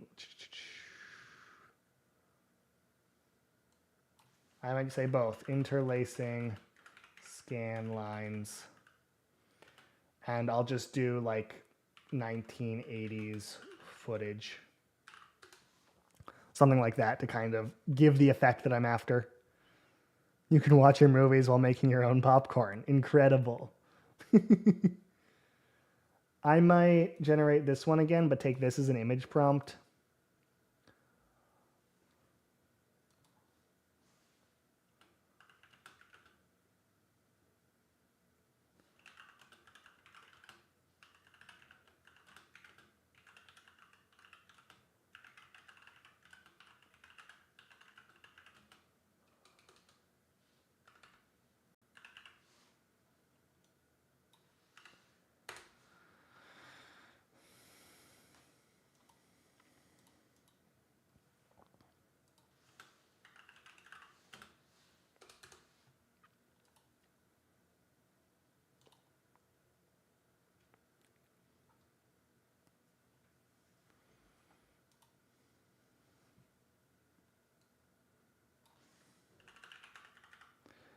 Let's bring the princess back and see how the results are without an actual TV in place. I added subtle scan lines. I probably don't need both through subtle. Let's take out horizontal lines, subtle interlacing scan lines, and see if that kind of simplifies the idea. But I'm getting cool results out of this, and I think it's pretty compelling. We can obviously not do the 19,080s. That's not the time period. But I sort of want to do an alien. Alien. And then I want to do alien again with sci-fi footage written in. And then I want to do Bigfoot, because I think that's fun.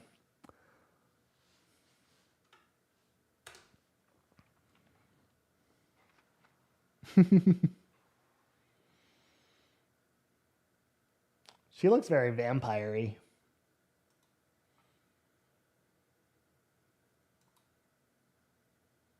That's not a bad alien. These are the sort of things I'd love to put into a video model and kind of get some results on, like, what is this character doing in this space? Get some cool kind of found footage style things. But yeah, these are some cool results. Let's see if we can play with this in draft mode and see if we can come up with some more things. So draft mode. Refresh and then try draft mode.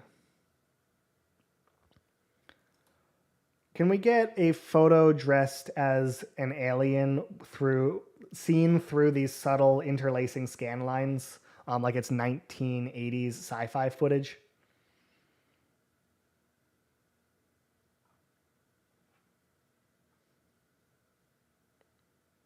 No, it's mad. Refresh, refresh, come back.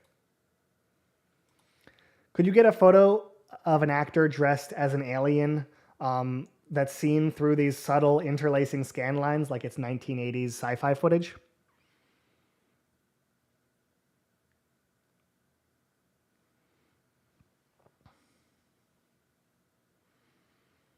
Could you make the alien a little taller and like slimmer? And I want him to be green.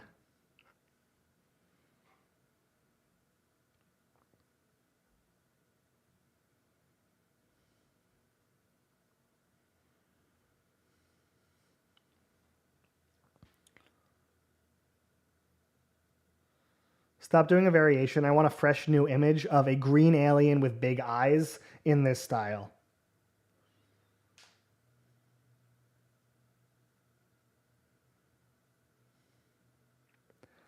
Make him slimier and without any forehead wrinkles. So I want to be very smooth and, yeah, that kind of alien that's very smooth with big eyes.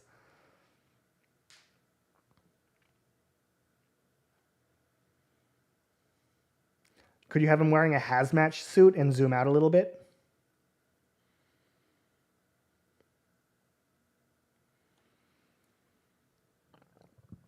Show the alien holding up his hand. I want the hand to have 3 fingers on it.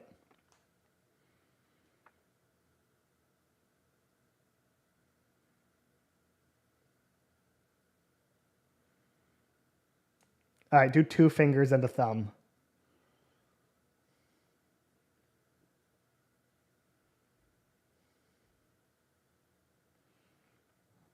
All right, I think they've overcompensated for hands a little bit so that it's not really willing to listen to specific requests on how bad hands look if you're just going to do 2.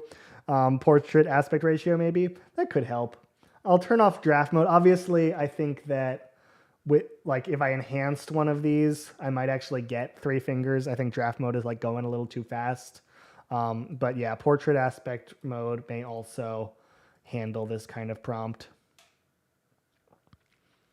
But it's cool.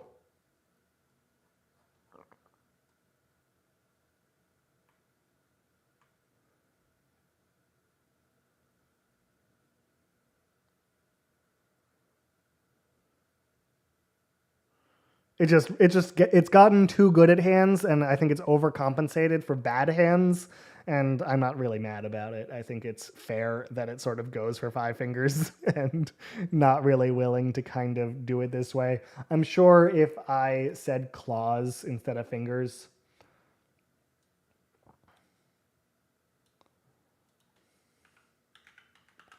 a clawed hand with 3 claws, we could kind of get a better result. I'm going to take out vibrant colors and kind of this extra stuff because I think we've described the style well enough kind of before this. And I sort of like the 3x2 for kind of being a screenshot from a film. I think putting him in a place can often help.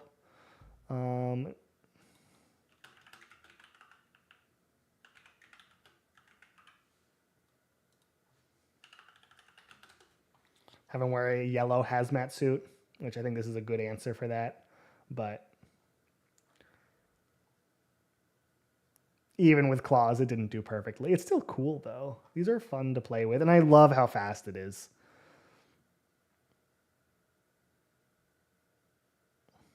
Can always prompt missing finger. Yeah, that's a good idea. V7 sucks. I mean, I'm trying sort of a very particular result here. I'm not sure these are like the most compelling and impressive results. We've been doing this for a while now, but I think we've seen some really cool things out of version 7 today. Yeah, it's definitely not 4.0. It's not kind of the, you know, most incredible in interpreting prompts and following prompts really, really well. But for a diffusion model that is kind of taking a description and turning it into like a high quality image, I think it creates some pretty high quality images that I don't think any other image model has been able to stand up to too well. We've been kind of pushing it to its limits today and sort of figuring out what it can't do. And I find that interesting more than I find like, oh, noticing something it can't do and saying it's failed completely. Yeah, V7, like anything else, is going to have its strengths and weaknesses. I'm excited to kind of get my hands on CREF and object reference and kind of see how far you can push a single project using Midjourney, because I find the results more beautiful than any of the other models that we kind of get out of this. We've I think we've gotten some really cool kind of double exposures. I think we've gotten some like really cool interpretations of simple ideas and then also kind of more complex ones. Taking something like this and sort of adding our interlacing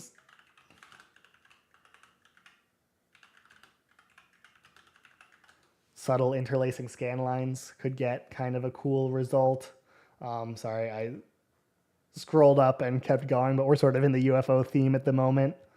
And law of this game, I saw your suggestion to add looking at this viewer, and then how well it did with sort of, hey, if I want to be more of an amateur, not creating the most impressive art in the world, it did a good job with kind of pulling that off and creating images that didn't really feel like they were drawn by the most impressive person in the world, just some high schooler named Josh who was doing his best. And I think it came up with some really cool results and things like that too. So these have been really fun to play around with. Some really cool jewelry out of these. I didn't really take the time when these generated to kind of talk about them, but these close-up images turned out really quite well, and I like the results. I'm not sure. I find cubism out of AI art not really that interesting, and I'm not sure V7, even out of draft mode, is like a real image, did too much that I was like, oh, that's compelling. So I'm not sure this is a winner, but you know, sort of a more surrealist take, a more watercolor, or, you know, we tried impressionist a little bit. I think some of those have been really quite impressive. And creating people who are not supermodels, I think that's a great answer too. Yes, free range pixels, I absolutely agree that it's been able to kind of generate regular looking people. And, you know, I think I probably try to kind of get those out of my, you know, when I'm in personalize, how do I pick sort of what makes sense to me is like, hey, if something is kind of like it could be just a regular guy, a regular plate of food, even if, yeah, it's a sort of a fancy one.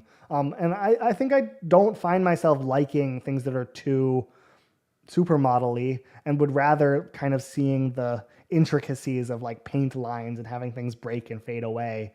And as I sort of click on what makes the most sense to me, sort of something that could be a regular person or, you know, a fun painting of a cat, I think is more compelling than kind of the sort of overly airbrushed thing that I think a lot of the other Midjourney models have had trouble sort of leaning in that direction a lot. I think personalization in general has solved a lot of those kind of sides of things, and it's cool to see it coming together well. But yeah, Lewis, thank you. I appreciate you being here. I appreciate everyone who's liked the stream. I appreciate everyone kind of hanging out. They don't have an API. I'm so tired of their ways. Yeah, like I think if your goal is to build an app and sell access to their image model through them, like Midjourney is not going to be your choice. You'd rather go Stable Diffusion, like get your own GPUs, host an image model. But if you like kind of their aesthetic engine and creating cool things, I think they do a pretty good job with the things they're able to create. Moody, thank you for being here too. Yeah, I know there's a bunch of you who like don't talk in the chat, and maybe you're generating art on the side, and I'm glad you guys are here too, lurking in your own ways. I appreciate everyone who's sort of taken the time to sort of watch as we play around with this, offer their own ideas, or just sort of sitting around the background, seeing what we're able to create. Because I think there's some really cool things here, and it's fun to kind of test and figure out what the right answer and most like compelling results are going to be. And it's cool. Yeah, I've been having a really fun time kind of piecing these things together, creating some cool images. I think we're hitting the point. I try to keep my streams at about 2 hours, and we're kind of getting to that point here. So I'm wrapping up at this point, but I appreciate all of you kind of showing up and figuring things out. I found while using your own custom mood boards really help us enhance images. Yeah, we didn't play too much with mood boards today, but that's, I think, as sort of a personalized first model, and V7 being kind of the first one because it's obviously somewhat new, sort of take this into, hey, I have a mood board with a bunch of Pixar characters. And so to kind of take one of the one of these Pixar characters' ideas and sort of turn it into something, let's kind of do Roger wearing a safari hat, expressive animation style, and to kind of use the mood board to lock in a style and figure out what that Pixar animation looks like is gonna be like better than trying to like describe the style or talk about a style with draft, because words aren't really enough to kind of lock in what a style looks like. And yeah, we may do another stream just sort of playing around with how much better it's gotten at using these mood boards and kind of creating. Roger is not supposed to be a person. He's supposed to be the red panda explorer wearing a safari hat, expressive animation style, wandering a dense jungle. Glibetry side thing. Why Glibetry and not Glibetry? Does seem sort of intuitive to say Gilbetry for some reason. Oh, why Glibetry and not Gilbetry? I think that, yeah, I picked the name very early on. Obviously, it's sort of the first thing I did in the channel. There's not the big jump that David promised. It's a step back in many ways. Wildlife look like garbage. I think you're able to resolve a lot of those with prompting and with mood boards and with ratings, Vaughn. Like, I think there's kind of like, yes, it's easy to get bad results. And I think I actually use the wildlife example early on, but I don't think it's, hey, this is a step back in wildlife. I think it's a willingness to kind of hit prompts or hit ideas that Midjourney and image models in general used to not be capable of. And so here, let's see, I got to before the stream started, but we had I used a prompt that's very simple, like wildlife photography, and it came up with a deer that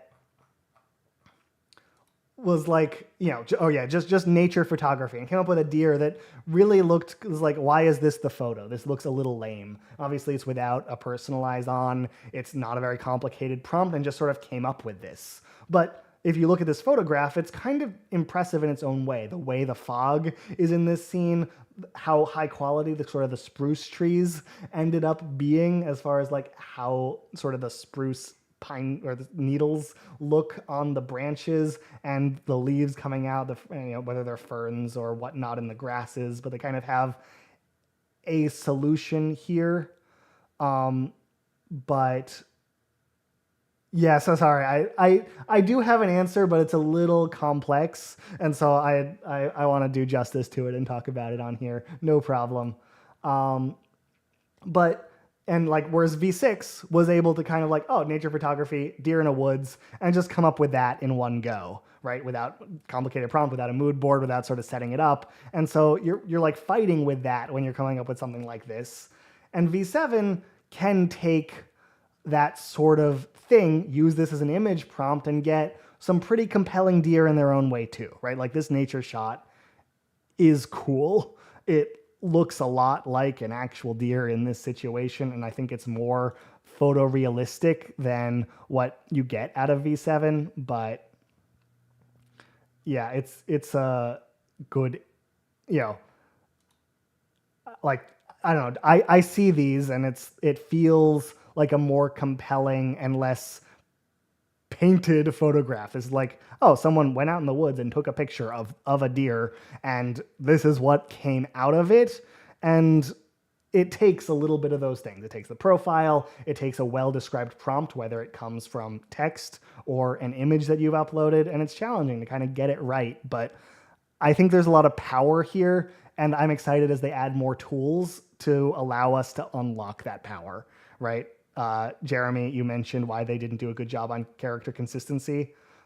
They just like haven't done character consistency yet, right? They like, if you tried to use cref like we used to, and I'm like, hey, dash dash Hannah, right? And I want to create Hannah in this world. cref is not compatible with version 7 yet. They launched this and it's cool and powerful, but we haven't unlocked the access to like create our characters because they're waiting to launch cref until they really figure it out. And so the kind of cool character stuff that you want to do hasn't gone viral yet because you can't upload images as crefs. You try to do it on version 7 and it's like, nope, we don't do that right now.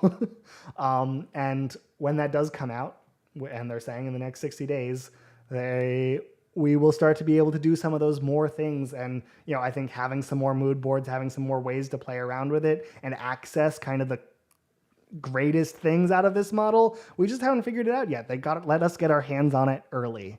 And it's exciting. They're able to sit down and just sort of do this stuff. And I'm going to be trying to stream a little more and playing around with it in this way so we can figure those things out together, whether that's creating the mood boards that unlock a really impressive style or attacking it in kind of another directive. Adding, you can always experiment with adding off-center to get subjects looks more non-staged. Yeah, and I think that works on version 6. I just used that as an example, but I absolutely agree with you. But yeah, I think I'm going to head off for the night. I think this is a fun stream. I think we covered a lot of ground in what's currently possible and where things are not so easy still. But I am excited to see what the next every 1 to 2 weeks, what else Midjourney is going to drop to allow us to take advantage of this in better and more impressive ways. Thank you all for coming out. Thank you all for liking the stream, and I'll see you in the next one. Bye now.